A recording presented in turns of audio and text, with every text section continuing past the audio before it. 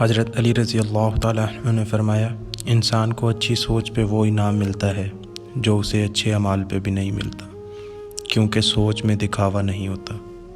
حضرت علی کرم اللہ وجہ کریم نے فرمایا، ان لوگوں پر اعتبار کرو جو تمہاری 3 باتیں بھانپ سکیں: تمہاری ہنسی میں پوشیدہ درد، تمہارے غصے میں تمہارا پیار، اور تمہاری خاموشی میں پوشیدہ وجہ۔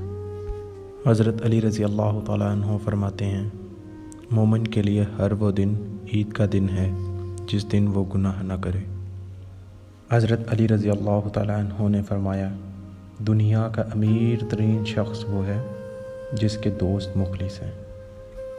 حضرت علی کرم اللہ وجہ کریم نے فرمایا، صبر کی 2 صورتیں ہیں: جو ناپسند ہو اسے برداشت کرنا، اور جو پسند ہو اس کا انتظار کرنا۔ حضرت علی رضی اللہ تعالیٰ عنہ نے فرمایا، انسان کو اچھی سوچ پہ وہ انعام ملتا ہے جو اسے اچھے اعمال پہ بھی نہیں ملتا، کیونکہ سوچ